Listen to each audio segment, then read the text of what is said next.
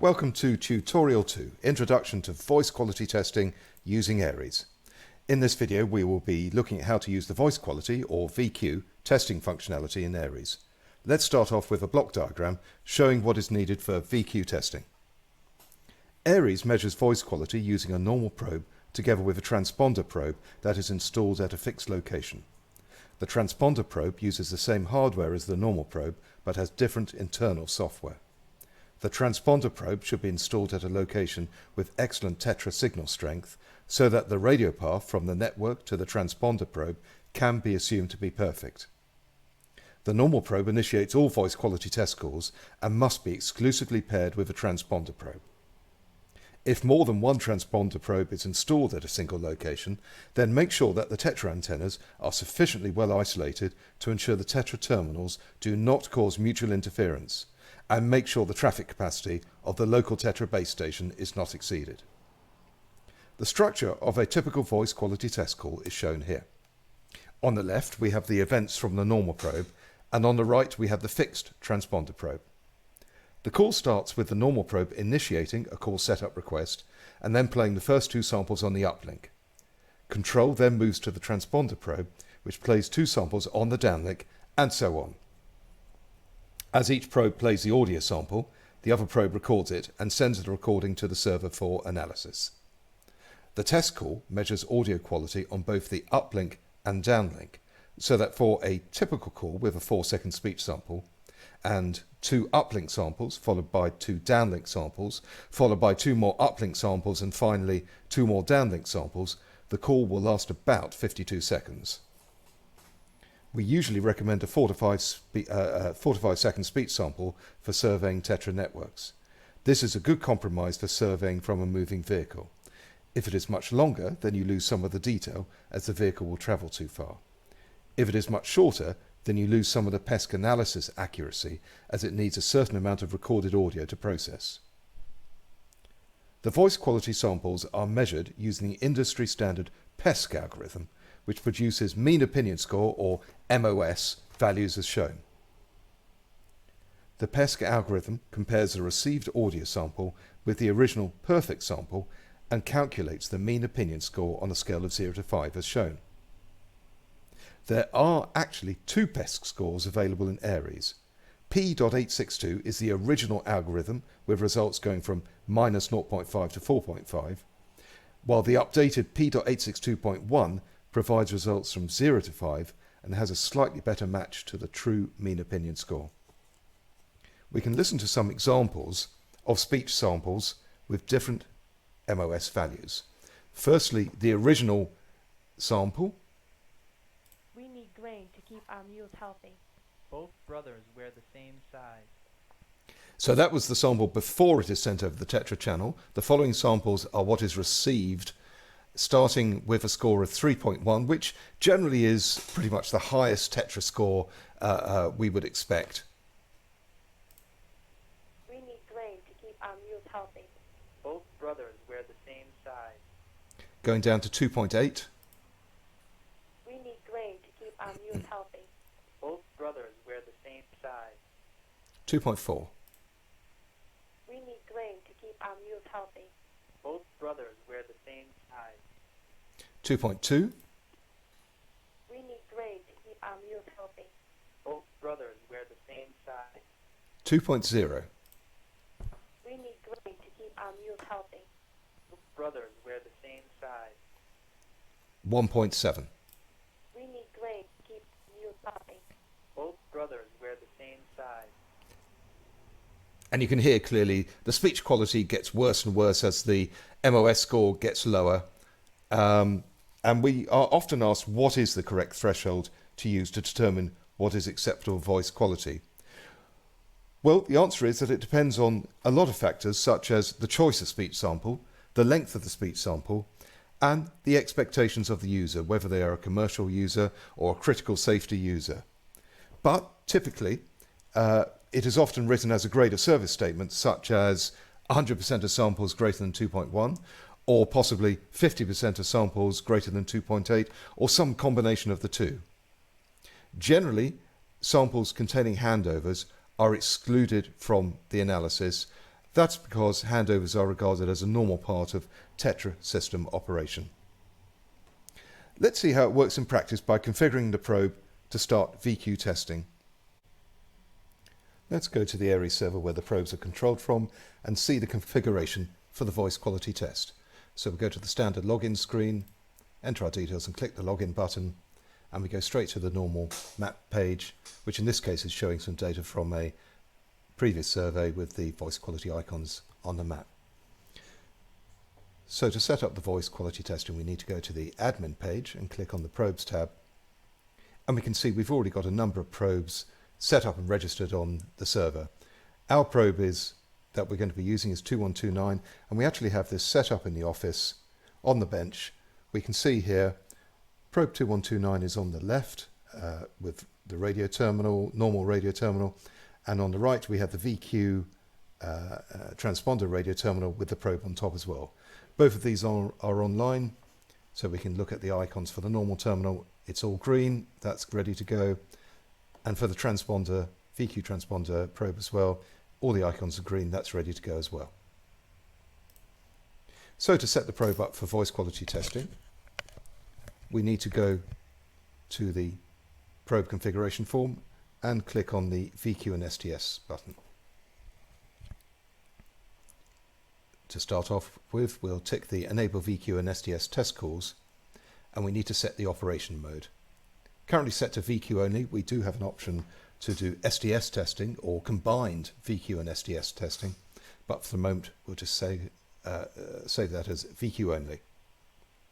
And then the call rate, this is how often a new test call is initiated, currently set to 120 seconds. I'm going to change that to 70 so that things happen a little bit quicker with our test setup here in the office.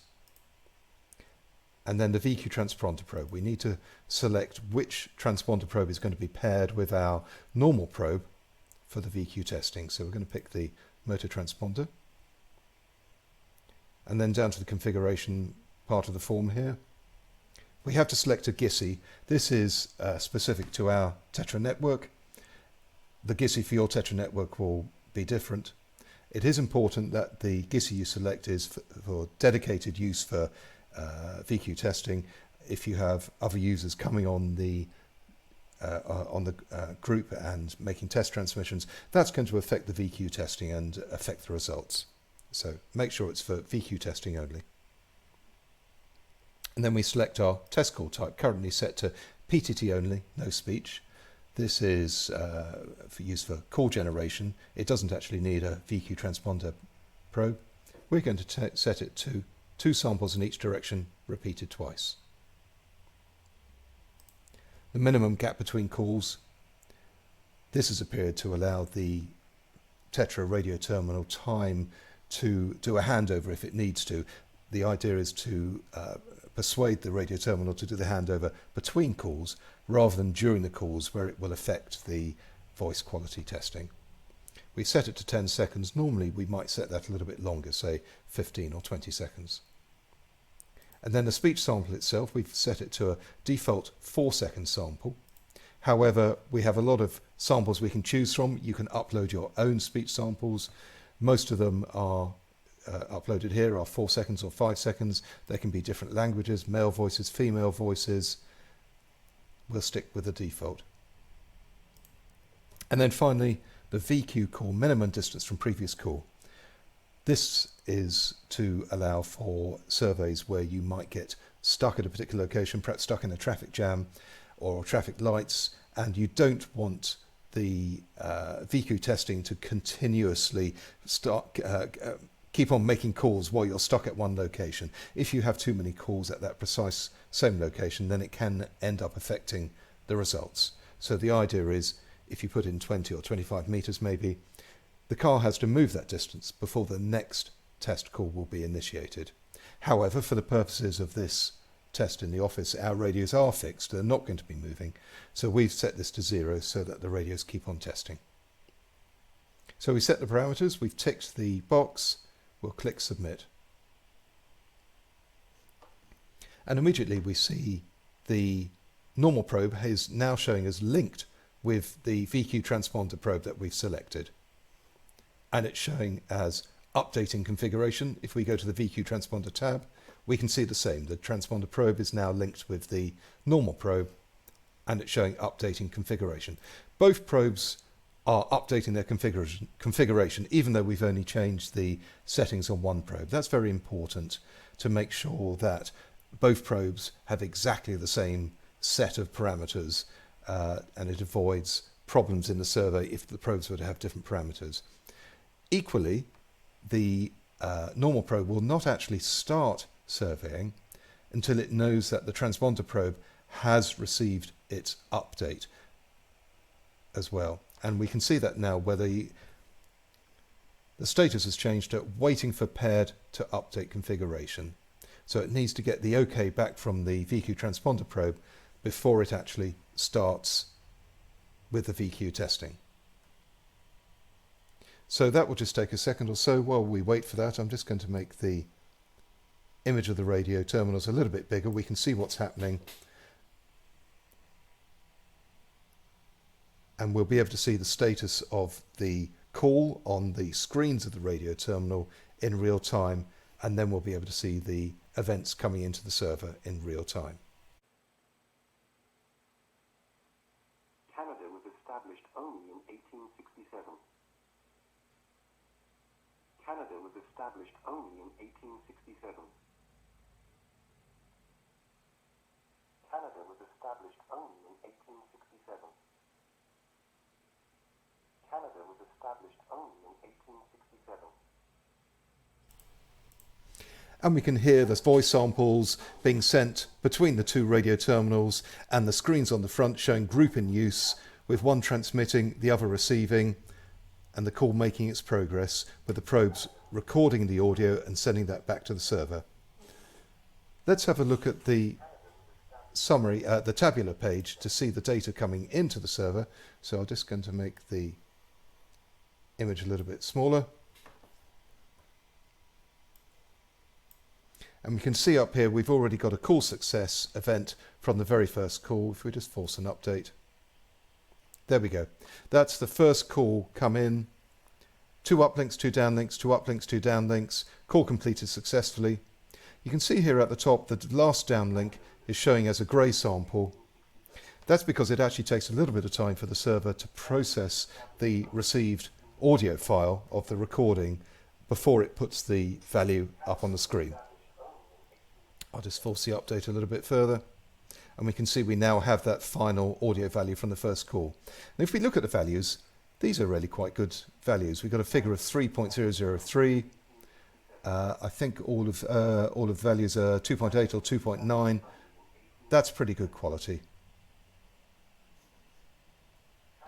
And there we go. The radios keep on ticking away, doing their test call. The results keep on coming to the server in near real time. So I'm just going to make that a little bit smaller, and then we'll go back to the probe screen and we'll disable the voice quality testing. And we'll untick the box, click submit. Configuration sent to the probe. So it's now telling the probe, don't do any more voice quality testing. And we'll lose the icon and the probe will stop testing in a moment.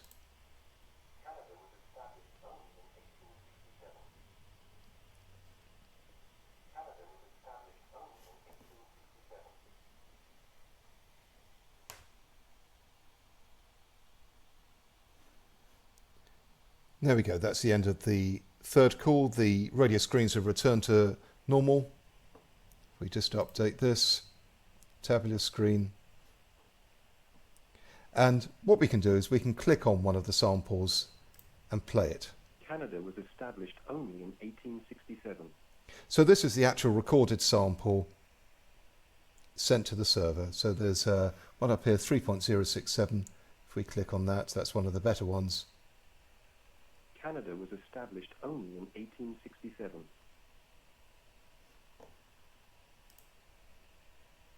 And now it's updated with the third call. So we have our 3 test calls all come in. And in fact, all of the values look really quite good quality. So that's the actual testing. Let's have a look now at how the data is viewed on the server. So we've seen here on the tabular screen we can see the individual events in each call. If we go to the map screen, our data we saw earlier, if we zoom in a bit, I'm going to turn the radius off as we don't need that now. We can zoom in and see our events on the map, and we can click on an audio event. In this case, this is a downlink speech sample. Has a good P.86 value of 3.162, and from the map we can again play that sample. We need grain to keep our mules healthy. Both brothers wear the same size. In this case, for the survey, it actually used a different audio sample with both a male voice and a female voice in the same sample.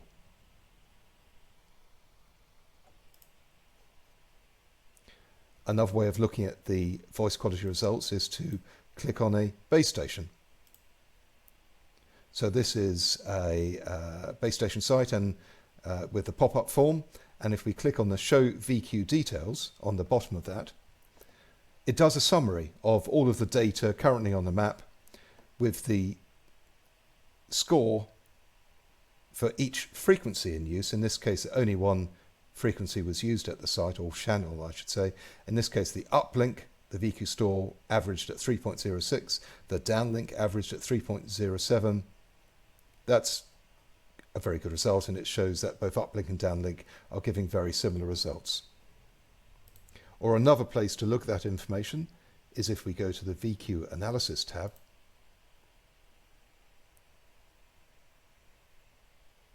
And we can see here a list of base station sites with the used channel on each site and the score for that. So let's look at this top one. And in this case, voice quality was carried out on 2 channels on that base station site, and it shows the VQ score for each of those channels, both for uplink and downlink. Now this can be very useful when one channel at a base station site has a problem. We might see a significantly lower VQ score for that, maybe because of interference, maybe because of equipment technical problems.